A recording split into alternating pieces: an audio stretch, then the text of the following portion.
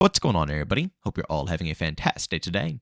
Now, the other day, I was finally able to go ahead and get some time to grind out some Halo Infinite Season 3 on stream. Once again, I do thank each and every one of you guys for tuning into that stream. If you guys want to check it out, the link to that is down in the description of this video. We do it over on Twitch, starting around 10 a.m. Eastern Time. But of course, like I said, it's always open lobby, so everybody was hopping in. We were getting insane teams, rocking the big team battle, just having an absolute funny blast. It was a great time, so thank you to everybody who tuned in, chatted up with me, and also just showed a little love. Of course, today we're going to be trying out the finals again, so again, if you guys want to check out the stream, link is down below, and of course, we're going to see if that game is still going to, keep my interest a little bit longer.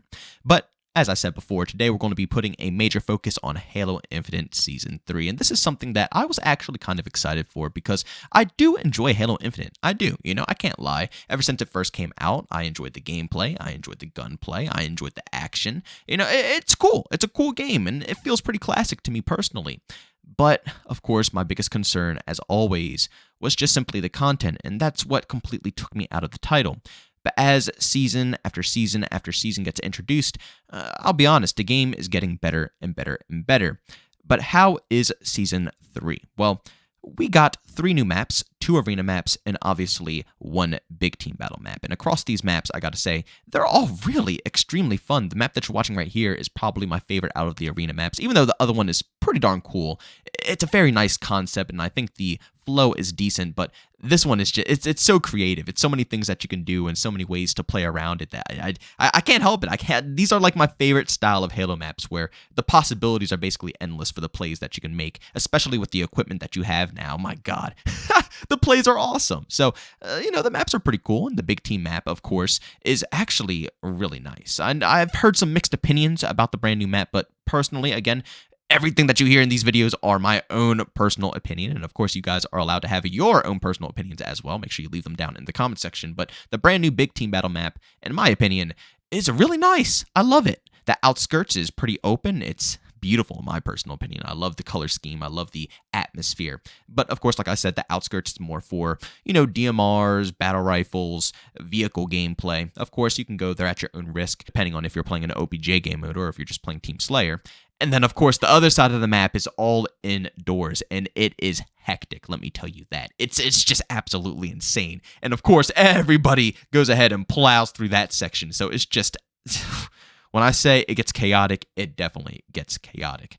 But that's what I like about that map. It really allows you to have a little bit of everything. If you don't want any chaotic, gameplay, if you want a nice flow, nice and easy, a little bit more long-range engagements, of course, you can go to the outskirts, the outside of the map. And if you want that absolute chaotic flow, you can go to more of the inside parts of the map. And you guys know me, not just for Halo, but for any game out there. My favorite style of maps are the ones that are designed for everyone. For Call of Duty, I like maps that basically keep everybody in mind. Whether you like to snipe, use ARs, SMGs, nobody should be completely, kind of singled out. And it's hard to do, it's hard to balance, but that's my preferred style. Battlefield, I like a nice balance between vehicle gameplay and infantry gameplay. And even though I like my handful of maps that are made for infantry and maybe a couple that are made for vehicles, the mass majority, I like a nice mix. Allow everybody to have a good time. And, if infantry doesn't want to deal with vehicles, they can leave. If vehicles, are trying to position themselves in a certain way, they can do what they want, Just allow everybody to have a good time. And same goes for Halo. And that's what this new map puts a massive emphasis on, and I love it. Honestly, I think the majority of the big team battle maps in Halo Infinite put a massive emphasis on that, and I really appreciate that about this game.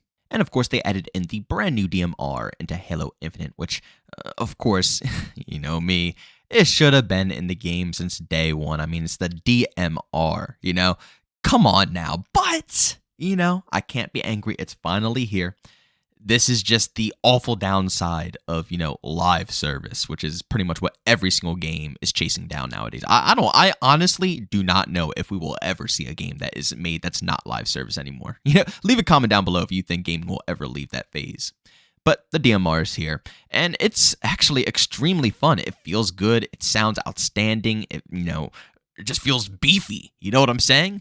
And I've seen a few people, actually a lot of people say that the damage should be increased a bit, and I wouldn't mind personally if the damage was increased, but at the same exact time, the way it is now, I feel like I can handle situations pretty nicely. And the majority of the time in Halo, you're bouncing between everything that you have in your inventory, your primary, your secondary, your grenades, you're flinging grenades, you know what I'm saying?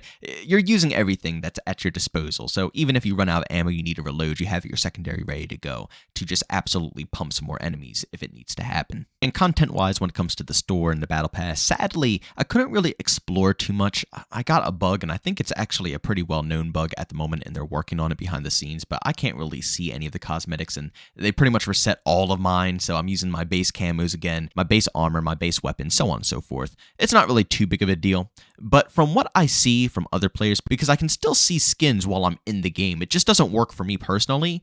The skins are looking pretty darn fire, and out of all the seasons that we've had so far, this might be my favorite so far. Now, I agree that's a pretty bold statement, but seriously, I really love a more toned back style of armor, I like stuff that's flashy, but not overly flashy, and that's what this kind of rubs off on me, you know what I'm saying? It's the direction that this game is pushing, Battlefield's pushing, and I love that stuff. It's the direction that Call of Duty is straying away from, though. It used to be what Call of Duty was all about, and then, we know how that game is like, but I really like that they're putting an emphasis on this, because I feel like when the game first launched, they were really pushing for it. Once again, just like how Battlefield was pushing for it, extremely flashy styled skins. And of course, these skins are still flashy because, they need to sell. And obviously, you want to grind for them, just like the skins back in the day, They weren't overly flashy, but they were still flashy enough that you wanted to work for those suckers. They looked so cool. They looked so badass. And I guess that's probably the term that I should be saying here, They're not extremely flashy. They look badass, and that's why I like it out of my Halo games, out of my Battlefield games, out of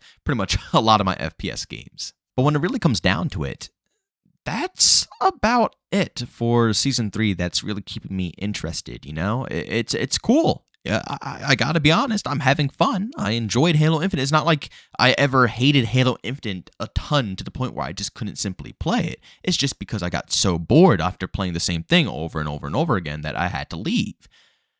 The seasonal content, it's nice to have.